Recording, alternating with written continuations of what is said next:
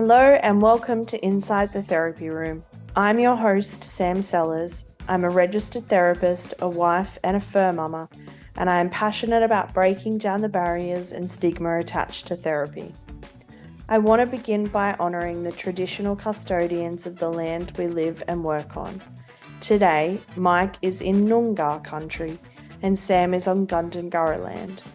We pay our respects to the elders past, present, and emerging, for they hold the memories, the traditions, and cultures of our First Nations people. We must always remember that the land below our feet is, was, and always will be Aboriginal land. Today we are chatting to Mike Keady. Mike is a counsellor from Perth who uses video games and tabletop role-playing games in individual and group therapy and provides education to clinicians on the use of pop culture to understand clients' own personal journeys. Mike is an AusPATH member and an LGBTQIA+ supportive counsellor. Tune in to hear Mike share why using pop culture can be so effective. We talk about the benefits for neurodivergent folk. We discuss the controversy that can surround video games, what it's like inside his therapy room, and what myth he would love to smash. We hope you enjoyed joining us inside the therapy room. Welcome. It is so nice to have you. Your episode I am very excited about because it is unlike, I guess, anybody else's in that you use popular culture, gaming, you sort of self-profess the nerd therapist, yeah? Yep, it's the name. So I guess, these are typically things that people would not necessarily associate with therapy, which I love. I love when people think out the box and involve things that are a little bit off the beaten track. So I love that. Tell us a little bit about how you work, the types of things that you utilize. Well, it comes down to the person because I use a few different approaches and styles, but at the end of the day, I see it as horrifically pretentious as this is going to sound. I see this as kind of, I got told during my degree, meet your clients where you are. And I'm like, cool, I will. Where are you? I'm in Star Wars. Wicked, let's do it. So I'll get a referral. I'll be like, they really love Minecraft. I'm like, sweet, let's play Minecraft. Yeah. Or I've got like a teenager who doesn't have like their group of people and they love fantasy stuff. I'm like, wonderful. I run the Roll for Growth program, which uses D&D for group therapy. Let's work on that social anxiety while we're playing a game with a group of people that also don't have their people. Yeah. And it's about creating at least like one piece of social connection for people who maybe don't have it. Because in a weird way, we've seen this rise of nerd culture, and now you can like go to the shops and you can like get D&D stuff or like really nerdy stuff at any given shop. But there's still that stigma to being too nerdy or too into Star Wars or too into superhero stuff. So you still have like these kids or these young people or even these adults who don't have like their group of people. Yeah. So creating these social opportunities, we run tabletop role-playing games such as Dungeons and Dragons, but because of concerns around like the business ethics of big businesses, and also that Dungeons and Dragons tells a specific kind of story. It's a fantasy story. Whereas other people may not vibe with fantasies. We run like a Star Wars story or a cyberpunk story or a vampire story, which use other games. Yeah. I tailor like any of us do, we tailor the intervention, the client experience to what we believe or what the evidence suggests would be good for them. So for some people, we play a video game to alleviate the anxiety of a straight up confrontational conversation. Because a lot of the time for young people, if they're one-on-one with an adult, it's because they've done something wrong. or the adult isn't happy with them for some reason. So Yeah. we play a game as a tension breaker. And some games have quite therapeutic goals that we can work on Mhm. simultaneously. Other people may need more social supports. So we run the social group. I run the social groups. And then there's the comfort of knowing that your therapist is going to get your references, Mm. which is pretty handy without having to explain like a specific reference to a scene in Avatar: The Last Airbender, Mhm. or people tying their experiences back to the stories they know, which is the point of mythology, Yeah. is connecting our experiences to stories so we can relate to each other. And it's nice. It's an unexpected aside. I did not expect, well, I didn't expect any of this to be where it is now, Yeah. but I didn't expect the parents to be as into it as they are, because it's cool for the parents to know that their young person's working with someone who gets it Yeah. and also isn't going to judge the parent for letting like their kid watch weird cartoons or play video games. The Mhm. amount of young people I get, actually, the amount of people I get, because adults as well, that have been ridiculed or dismissed or not quite degraded, but people have been just poorly treated by clinicians when they say, "Oh, I like video games." Like, "Oh, well, that's your problem." It's still a highly stigmatized form of recreation, and it's Yeah. comfortable for people, but especially parents, to Mm. know that like the person the young person seeing isn't gonna give them the business for it. Mm.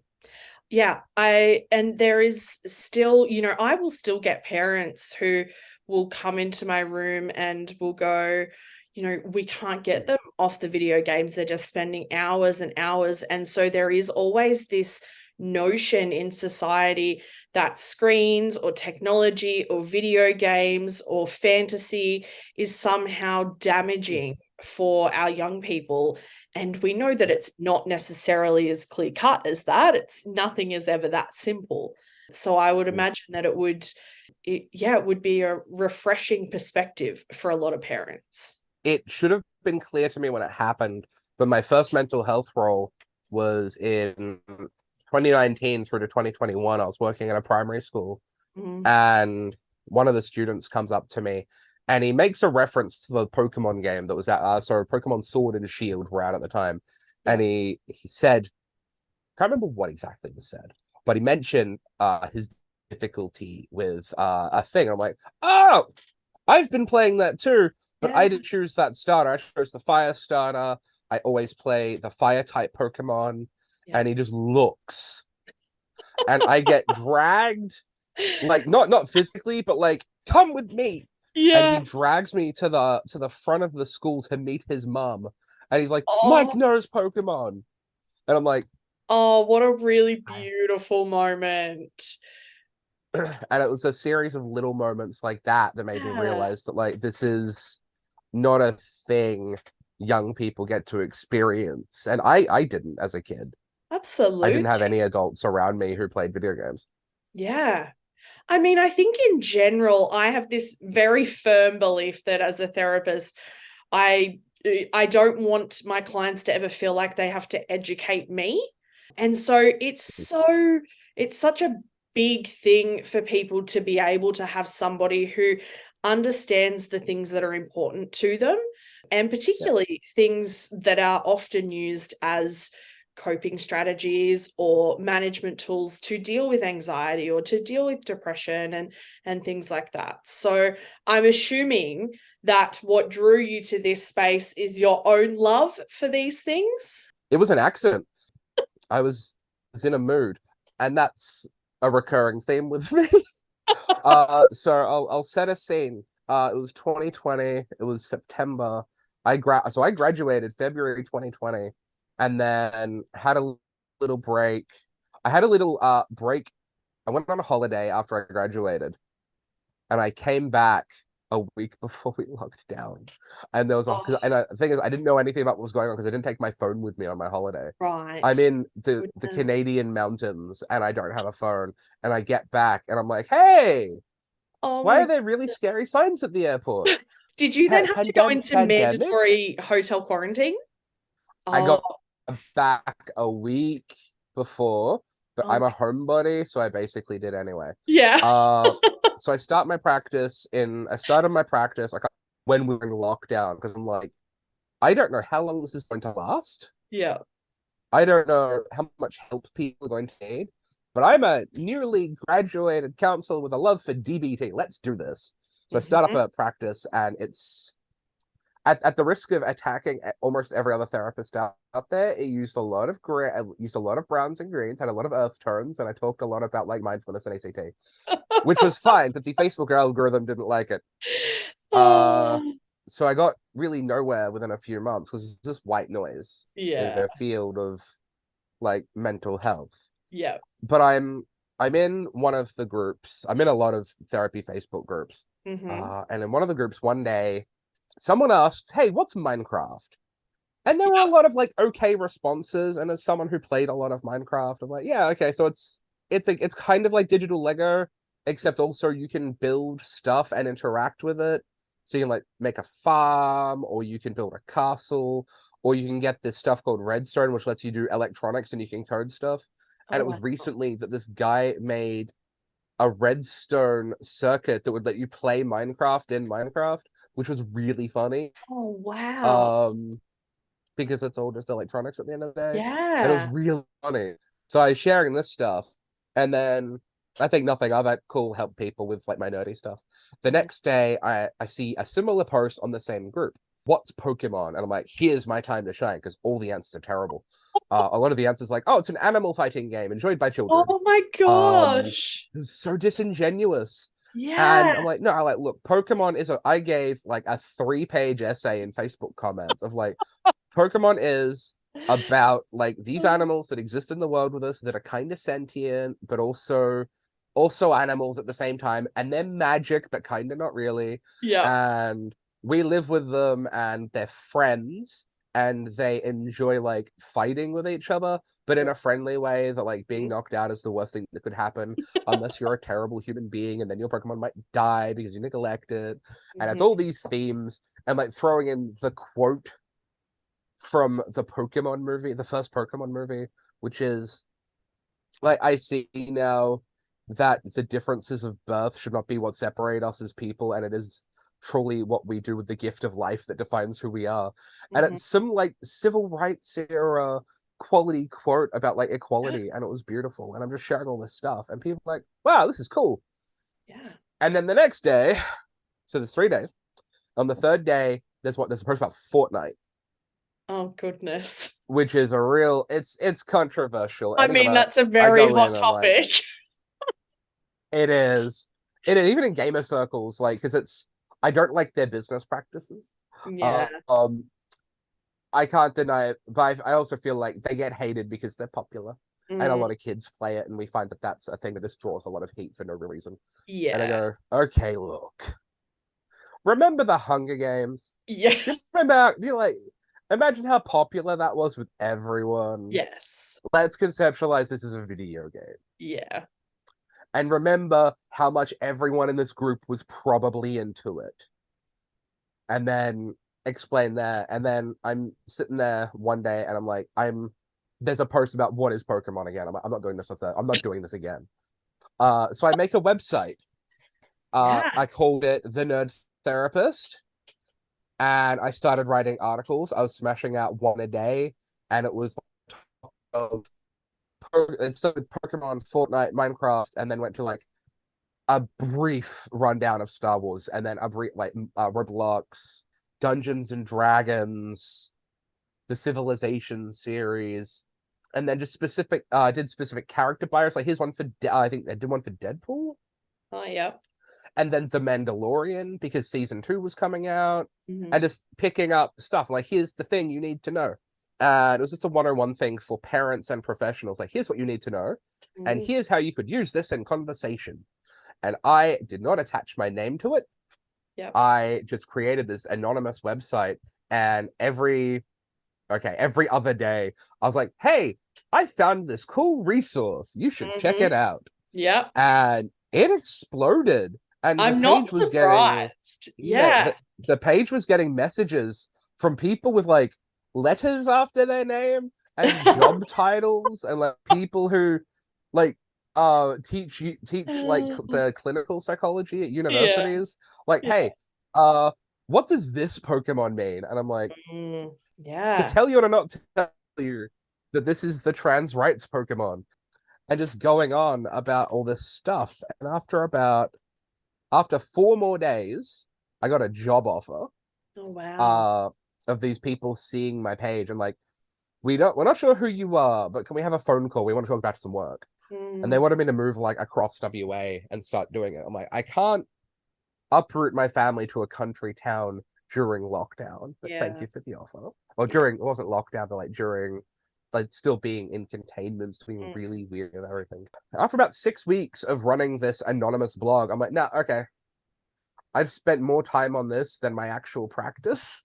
Yeah. Let's combine the two. So I rebranded that website from the Nerd Therapist into Pop Culture Competence, Hmm. because that was my thesis idea, is looking at nerdy stuff as through the lens of cultural competence. Mm, And then rebranded my counseling practice from Counseling with Mike to Counseling with Mike, the Nerd Therapist. yeah. And then I did some research into like D&D, because a season, I think it's a season of Stranger Things had come out or was not long about to come out. Hmm. So I'm like, okay, did an article. And while writing the article, I found news articles about like people doing it for group therapy. I'm like, let's do that. Yeah. And just kind of rode the dopamine I love and it. started learning and applying research and figuring myself out, and just let it all cascade. I mean, it's so great because there is just so few things like this to use what is current, what is popular, what people are enjoying, that we generally just see as pure enjoyment, as something that actually could be enjoyable, but also meaningful and helpful and all of those things. I think it's great. It's really interesting because I have met people, and this is going to sound peculiar to a lot of your listeners. I've met people from the Jedi religion Mm, who are wholeheartedly not like devotees of the Force. It's not, because it's, the Force isn't real. Who don't, they don't believe Star Wars is real. They just follow some of the ideological tenets yeah. in the movie and the expanded Star Wars content of this ideology of, let's work on ourselves and do better so we can do something good for the world that we live in. Yeah. Yeah. I think And that you have we can Pete. Sorry. learn things out of, we can learn out of anything realistically. I have clients who do the same sort of thing, but with literature that they're reading or things Oh like yeah, that. And you take concepts out of things that we just naturally enjoy for entertainment, and we can learn yeah. from it and use it. So yeah, I It's the mean, purpose of storytelling. yeah, There's the absolutely. best one I found that I immediately had to recreate when I was working at a school was, okay, to preface this question, have you seen the Avengers movies? Oh, multiple times. Yes. Okay, cool. So for your viewers who may not, so for your viewers who may not, and not to like do the mansplaining thing, but just for the ease of access to like the people Yeah. watching this at home, there is a hammer, Thor's hammer, in the Avengers series is Mjolnir, and Mjolnir is enchanted with magic so that it can only be lifted or used by anyone who is worthy to wield it, and is worthy in the eyes of Thor's father Odin, which is a whole thing. And in the fourth Avengers movie, Thor is incredibly depressed and grieving and traumatized. And he is like, just, it's tragic through his entire story arc of that movie. He's just, you can tell this man spent like 5 years in a hole grieving like the most terrible things that could happen to people, some of the most terrible things that could happen to a person. And he looks at the hammer in a scene and he picks it up, and he just realizes in this moment that despite everything terrible that had happened and how he'd responded to it, he was still worthy to pick it up. Yeah. And I saw a friend of mine who was a tattoo artist within like a week of that movie coming out had made still worthy tattoos for people. Oh, Oh, And I'm wow. like, I have a hoodie with it written on it because they were selling them and I had to buy it because it's that perfect intersection of nerdy stuff and work stuff for me. Mm, Is this moment where he realizes, like, no matter how depressed and how traumatized and how down he was over what happened to him and his people, he mm. was still worthy, and it didn't affect his influence. It didn't affect his value. Yeah. Amazing. But I mean, Marvel is sort of, I'm not, I wouldn't say that I'm a particular nerdy type of person, but Marvel and Doctor Who tend to be my two wheelhouses. Yeah, that's fair. And I've often talked about, the superheroes in the Avengers and things like that, and used Hulk as a reference for, emotional regulation and all of that sort of Yeah, thing. There's just so much potential there, that I think it just gets missed. I think it's really easy to think, oh, it's just entertainment, but yeah, there's so much content there that can be utilized, that people are already, kids in particular and teenagers are already connecting with. So let's use what they're already connected to rather than trying to yeah, thrust something in front of them that is completely foreign. yeah. No, 100%. And you know what? I think there aren't many people you could talk to where you could go, what book means a lot to you? Yeah. Or what story? And then, but you drill that down because not everyone can read or not everyone has access to books. Yeah. You go, okay, what story means a lot to you? It's the same question, but multimedia. So you Yeah. could talk about like the video games that meant a lot to you or what characters you relate with. Yeah. And there's a lot of stuff that can be done in that sphere of like, how does this, in that most horrifically cliche therapist line, it's like, how does this make you feel? Yeah, absolutely. Yeah. And characterization is something that's really easy for people to conceptualize, because we do so much character stuff with movies and books and TV shows. It's really easy for people to sort of Yeah. understand that concept. And I mean, I tell you, the amount of people who talk about Sheldon Cooper, for people who don't know, Sheldon Cooper is in the TV show The Big Bang Theory, who Yeah. is very obvious is on the spectrum and has a lot of beautiful quirks that make him very unique, but he is a very unique character. But the amount of people that identify with him, and often in the show is painted as quite an annoying character and at times, frustrating to be around. So many people are connecting. And I mean, just even last week, I think I had like 5 clients bring him up. Like, it's just, he's a very relatable character, I think, for some people. That's interesting for a show that's been over for as long as it I has. know. Because I'm fun fact, not a fan. Um, Wow. no, not at all a fan. Partly, I feel I like got a lot of that's more personal bugbears with controversial it. than Part of it, Fortnite. well, I've got a lot of notes, but one Yeah. of the notes is for a show being about what it says it's about, they get so much wrong, Yes. and that's what annoys me because I that's Yeah. one of the things that annoys me. Part of the other thing is like, oh god, they're all terrible, Yes.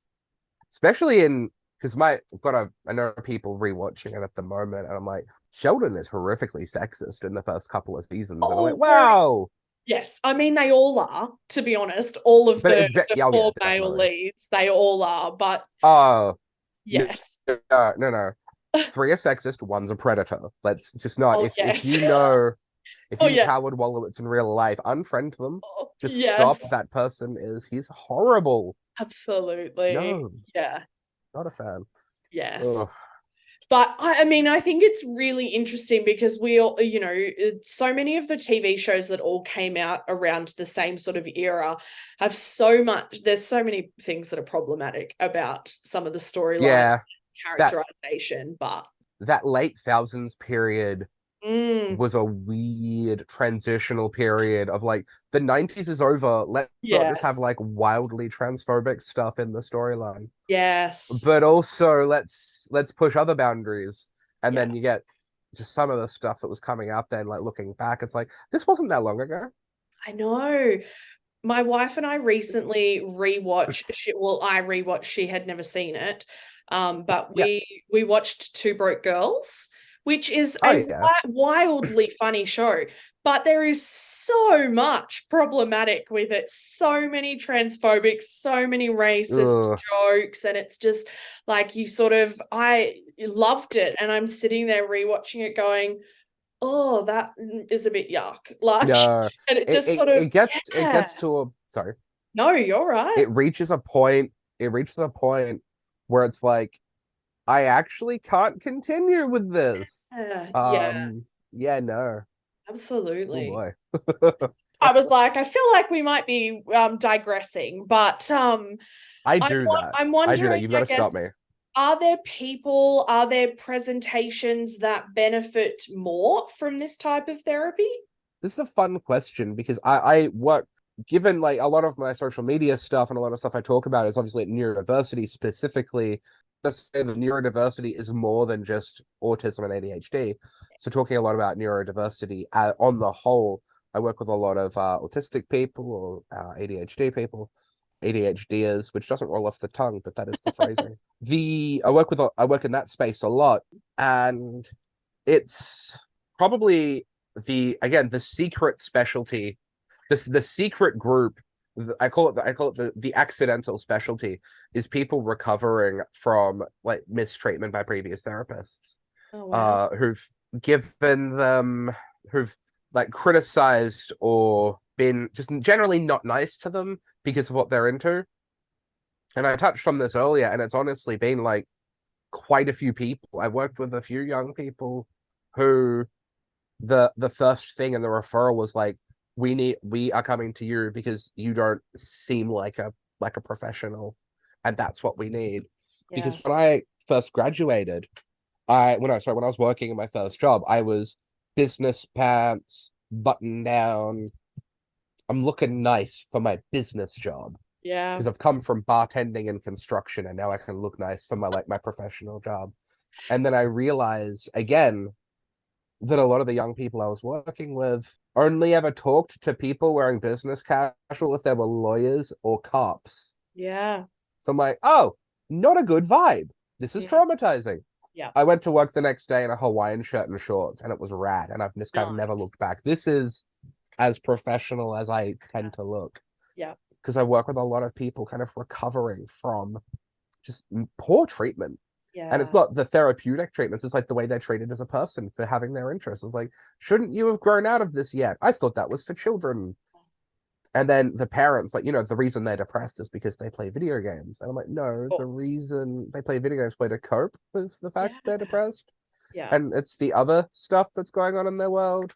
Mm-hmm. Learn about the other stuff. Don't just take it straight to the video games. Yeah, absolutely. They do. I mean, they are very much they just get whipped out to be used as a weapon almost for people. Yeah, So, this will solve the problem. That thing I don't like. yeah, exactly. I guess in saying that, we do need to recognize that at times, this can escalate into quite problematic Oh, behavior. deaths. How do you balance that? Well, that's the thing we talk about, like any media consumption, how much time you're spending on it, Yeah. and there's a world of difference between the person that comes home from like school or work and plays for a few hours versus. So back when I played World of Warcraft, there was a healer in our guild who was she was a great player, absolutely amazing, had a lot of skills, had a lot of in-game money, had a suspicious amount of high leveled characters. It takes time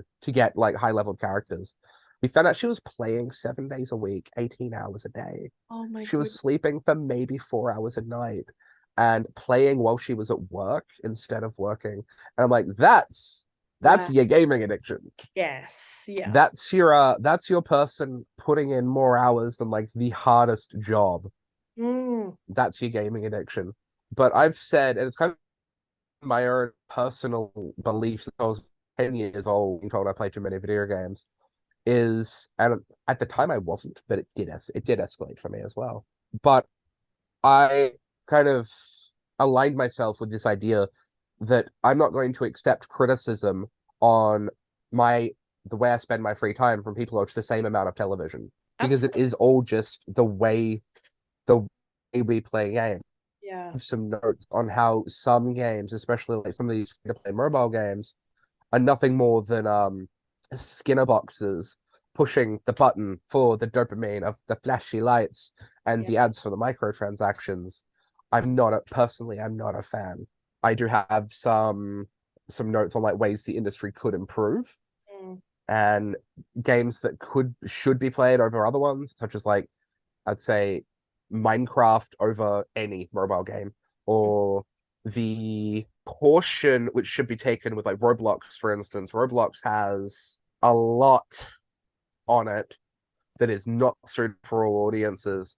And Yeah. it's hard for parents and even professionals who aren't tech savvy to do like, all right, you've got to have the right settings of like the right social settings, right social privacy settings, so you're not getting messages from people you aren't friends with, but also the right kind of awareness from the grown-ups to know that some of the stuff on there is not appropriate for kids. And I'm not a huge fan of it for that reason, is because it is, for me, more work to kind of supervise the appropriate content when Yeah. a lot of the stuff on there is just some of it. There's some interesting and some cool stuff on there, but there's not enough of it to make it worth me ever recommending it to people. It's like, no. Yeah, I mean, and it certainly is a really difficult space for a lot of parents to navigate, because technology changes so quickly and things get updated Mm. so frequently that it is, understandable that parents feel overwhelmed and just feel like Oh yeah. they don't know how to manage that situation. So the only thing that some of them can think of is, well, we'll just not let them do it. Like, we'll just try and take it all Yeah. away because it's just too overwhelming. Yeah. Yeah. So, but, it sounds like, I guess, part of the process of ensuring that something that, can be just for entertainment or enjoyment and learning doesn't become problematic is that there's more mindfulness about it and Yeah. around the way that you utilize it. It's all about like responsible consumption. But Yeah. my one note and my one kind of, it's not a criticism, it's just a note on anyone who's like worried. And this is, I saw as a kid growing up, something I see now as like a parent in and around the community, and something I see as a professional, is when you're trying to get your kid away from the computer, make the thing that trying to get them to go towards, make it interesting or make it relevant. Like I've seen someone recommend like, and this is not to disparage anyone's interests, but some of the recommendations I've seen are just not easy to implement or interesting to them. It's going to be hard to get like a 15-year-old who's really into like Call of Duty to do crossword puzzles Yeah. or jigsaw puzzles or something like that.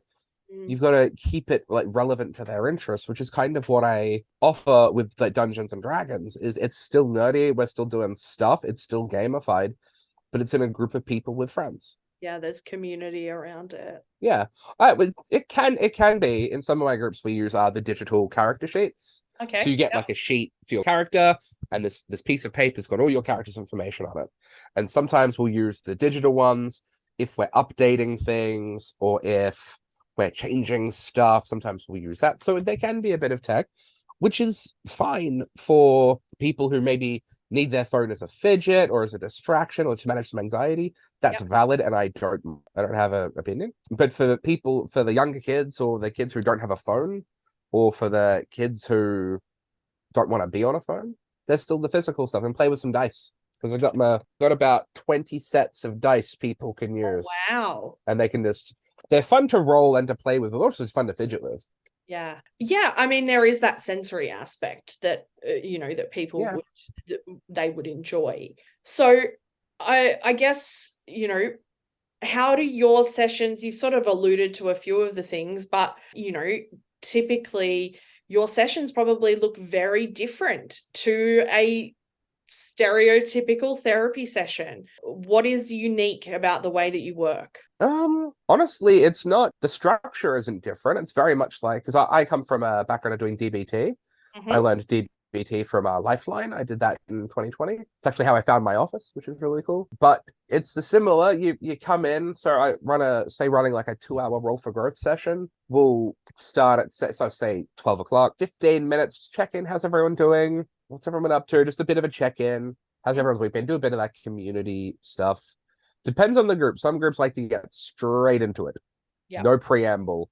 But some groups do like to have a bit of a chat and a socialize first. And then we play the game. And then we play, often, depending on how the session goes, try to like end with a bit of a, hey, like a bit of an epilogue sort of thing. So we get to about 10 minutes till the end and go, kind of wind things up like, hey, good work, like great teamwork today, great communication. I like the creativity from like this response.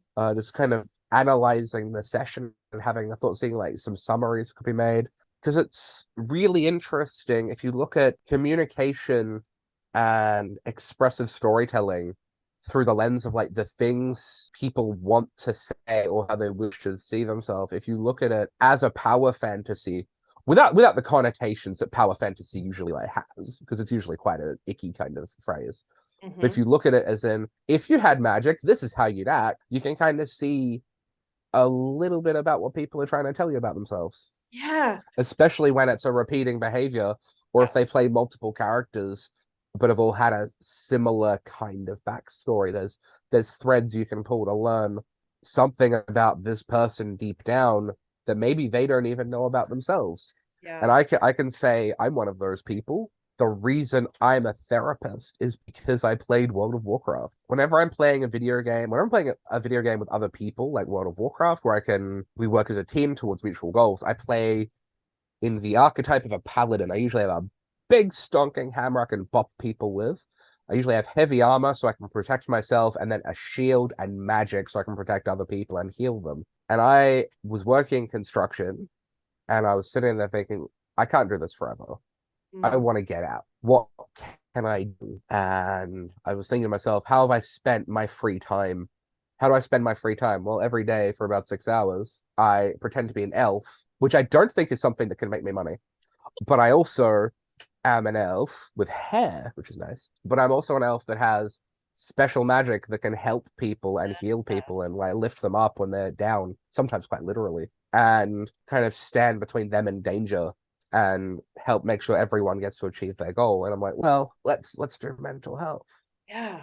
That's how I'm choosing to spend my time, is helping people. And I kind of back to some of my happiest days in any job I've had were the days of like taking a moment to sit with someone and be like, hey, what's up? Why are you crying in the walk-in freezer? Yeah. I think I love when things just happen naturally and organically, and it just sort of that's when it works. I just think the more that young people, I feel like not just young people but even adults, the more we can tap in to that imagination and that creativity side of us, the more we learn, the more we understand ourselves more, because there isn't that rational, logical aspect that needs to come into it, where it needs to be, socially acceptable, or, any of that sort of, it doesn't need to make sense even, and the ability and that's to sort of learn in that group format around communication and, problem solving skills and all of those things that we tend to work on in therapy, but to do that in a really fun, expressive, creative way is only ever going to amplify that sort of learning and growth period. Yeah.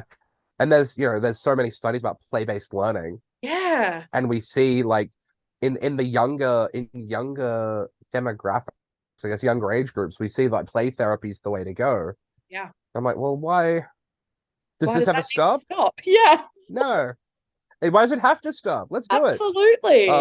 So we just run these groups, and it's fun because one of the things that I see from like so many like adults is they don't take time to play anymore. And I'm not just saying, I'm like I'm not saying that there's the therapy is just playing. We're just like messing around, we're goofing. But there is something revitalizing about taking time for yourself to do something fun. And if I make you learn a lesson along the way about like teamwork or anxiety that's what we're gonna do because we can do that in these things. One of my D&D groups, so D&D being, again, for the audience, being a collaborative storytelling game where a group of people come around to be characters in a story I've written. Well, they're going to have to deal with a story where there's psychic vampires feeding on people's fear and anxiety, and the only way to fight them off is to use techniques to manage your fear and anxiety. And as the game goes on, they get scarier and more anxiety inducing. So you got to get better skills. So Yeah. we'll be there and be like, okay, so you're going to hunt the vampire. Cool. Sounds pretty scary. How are you going to regulate? Yeah. And one of them's like, I've got a spell that can summon like an icicle, and I'm going to use that for tip. I'm going to hold it above my face. I'm like, yes. Amazing. And we just do this. Yeah. I mean, and I think it was, or I might be meshing social medias here, but I feel like it was you that might have shared a post around like non-fiction being education and fiction being imagination or something in terms of like literature. That was me. Yeah, I loved that because I was like, that's we often think, it doesn't have to be, fake or it's not real. No. Like, let's put a positive spin on that because it's tapping into a part of our brain that often gets left aside. As you turn a certain age and suddenly it's not acceptable to have made up stories and to play games and things like that, and yet there is this whole part of our brain that is thriving on imagination and creativity, and it's not getting any workout. So there would even be an element of self-care to this sort of therapy as well. Well, that's one thing I'm doing at the moment is I'm running again, spur of the moment idea, like late on a Monday night, running the Roll for Spoons program. And that's D&D groups for mental health work, for specifically neurodivergent mental health workers, and be like, how often do you have fun? Be honest with me now.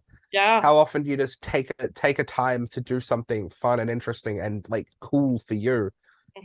Let's run a D&D group just in one of the D&D, in one of the Facebook groups, and like, I'll run a D&D group. Let's do it.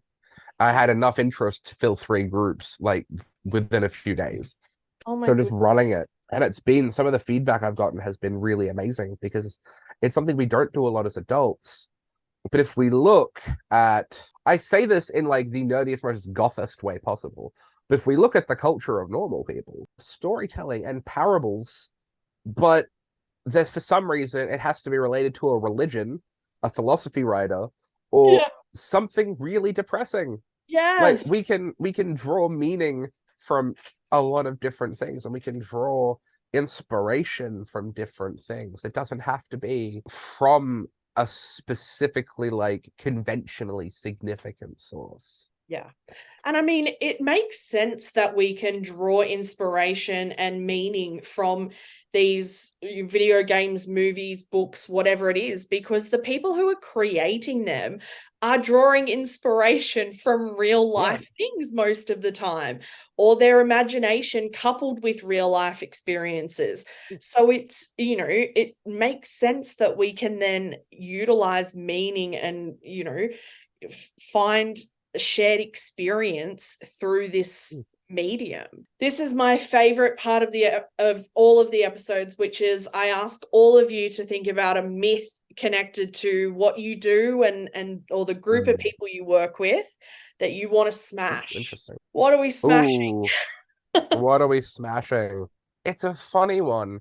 It's a funny question because this is my favorite part of any mental health course, is where we start busting myths. And now that you've asked me for it, I don't have one because I am in my little echo chamber of neurodiversity affirming therapists, and so I don't have to deal with some of like the horrific things that are said by some other groups. Video games don't cause violence.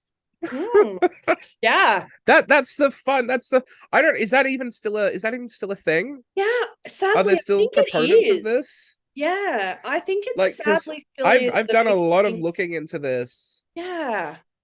I've done a lot of like looking into this, and I've like done the reading because I anticipated a lot of negativity. when I started doing this, but I'm 3 years in and not one negative comment on my social media.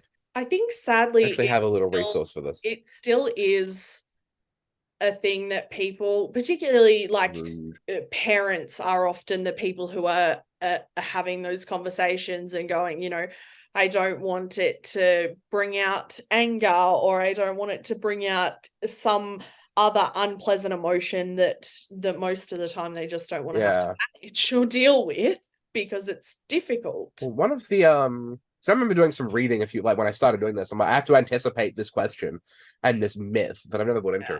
And I can see like most of the research against gaming has come from like one special interest group in the States. Right. Who are presumably funded by like political groups who would profit from it somehow. Yeah. This isn't a myth of any particular group or presentation or style of therapy, but here's something that I've learned, that I had to learn for myself, and that I hear other people saying about themselves, because this probably is a myth. I don't know the phrasing for this, but just because you didn't do well at school, or just because you had to leave school or didn't finish school or whatever happened to you, doesn't mean you can't do something. And it doesn't mean that that's the end. I was told in year 9, my grades started to decline, to not go to uni, to not bother. I will never be let in. I got told to give up and maybe just like get a trade, which is nothing wrong with, because I built railways for 4 years. I'm not being disparaging. I'm just reflecting social attitudes here. You can do what you set your heart to, and just no matter what other people tell you, you just need. I'm not gonna say you can't get it if you don't. If like you don't get it, because that's not how the world works. But don't let people tell you what you can't do. Yeah. Don't let the fact you didn't finish school stop you from doing something, because that's what I was told. And look at me now. I'm a holding therapist, and because we're told this, that if we don't finish school, like we can't amount to much because there's some sort of invisible test. But school is not for everyone. Yeah. School is not for me. Whether it's the academic environment or the social environment, it's not for everyone. Yeah. But it doesn't have to dictate the way your future turns out. Absolutely. I think and I think it is probably really sort of indicative of the type of people that probably land in your groups and land in your office, because they are often seen as the kids who are not pulling their weight in school, or things like that, because they're creative or they're imaginative and they don't do math or they don't do science and they don't do the stereotypical thing that school wants you to do. You don't do the nerd thing. Yeah. You don't do the nerd thing. The one I see, and the one I vibe with the most is would overachieve if they applied themselves. Yeah. But my note to anyone who's ever written that on a report is, could they achieve if you created the environment for them to do it? Yes. Because this is, as a fun fact, we're breaking myths and we're telling fun facts, something like 86%, like it's some high percentage in the 70s or 80s of autistic/ADHD individuals who have jobs are self-employed, because that is the only way we get the environment we need in which to just not even thrive, but survive in, and then we can thrive. Yeah. So that's my note on that topic, is to put the onus back on the adult of like, if these young people, like myself, like a lot of young people that I've met in and out of work, would thrive if given the right environment to do it. Yeah. And that's kind of one of the basic things we learn in therapy is, we create this room and we create this space for someone to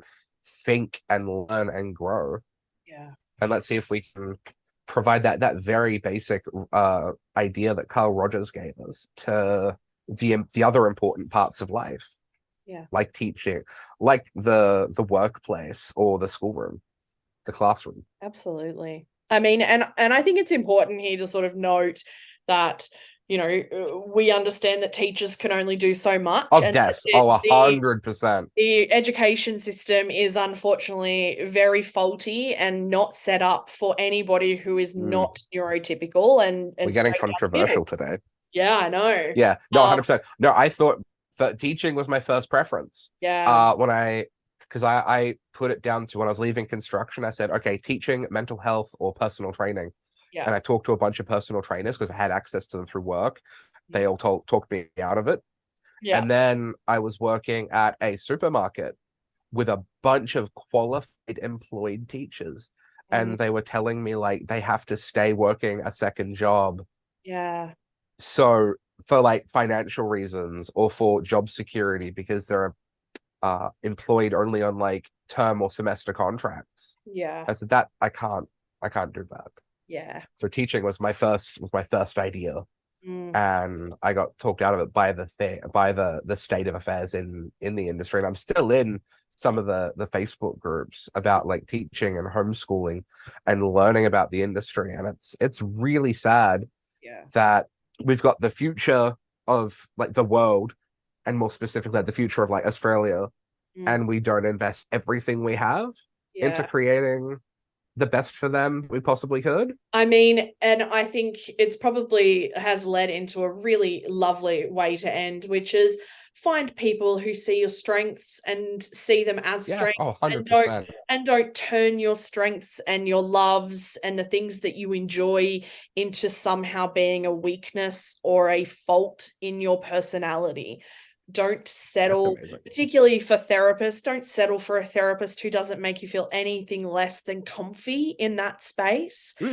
Yes, I always sort of say, you know, yes, we might talk about things that might make you feel uncomfy, but it doesn't mean that you should still feel comfortable around me. If you don't settle for a therapist who sees your unique sense of the world or your unique tastes in, you know, video games or anime or whatever it is as anything other than a strength in your personality. So I think that's 100%. Probably a really great way to end it. Thank you so much. No worries. Thanks for having me. Yeah, it's been great. It's been great. Absolutely. We hope you enjoyed joining us inside the therapy room.